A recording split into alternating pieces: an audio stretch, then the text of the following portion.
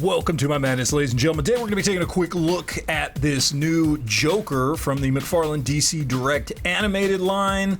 Let's go ahead and get to it. And he does come with a few accessories, mostly just extra hands, but we do have these gun finger hands right here. And he does have some standard gripping hands right there. And then he comes with trigger fingers here. And then he comes with some other holding hands here, as if he's supposed to hold a card or a coin or something like that. And then of course he also comes with the arms for the lockup Build-A-Figure. Alright, so as far as articulation goes, honestly there's not a lot going on here. I mean, these DC Direct figures, these reissues, you know, not much. You got single jointed knees, single jointed elbows, you know, no thigh swivels, no bicep swivels, nothing like that. I mean, look, his arm, I mean, that's as far as his arm comes up, not even 45 degrees.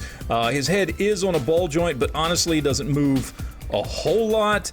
He can get some bend out of the knees, but not much. He does have kind of those standard old school DC-UC hips, but with the coat on, you can't really do much with his hips.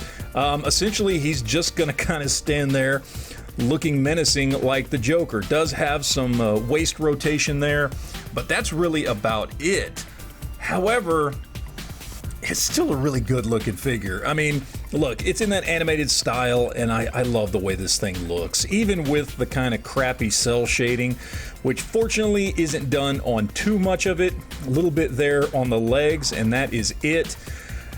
But it still looks so good. It really, really does. This is a great look for Joker. I mean, you know, come on, classic look for Joker. The animated series defined a lot of these characters, including Joker, for generations, and this is just a great look for the character.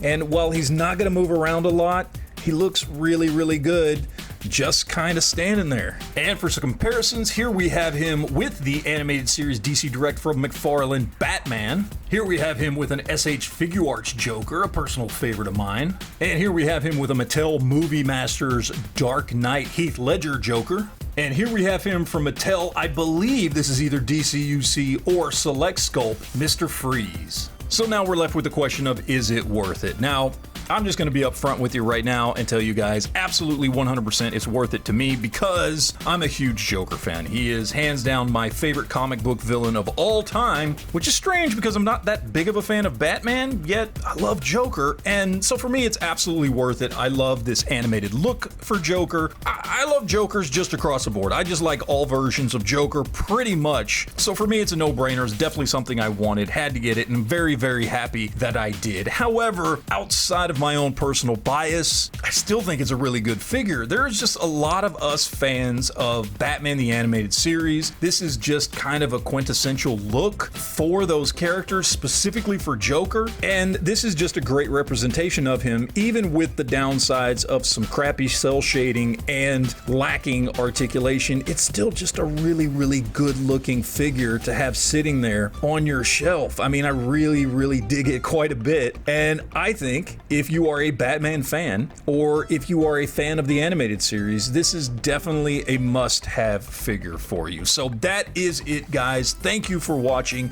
and always remember to enjoy your collection.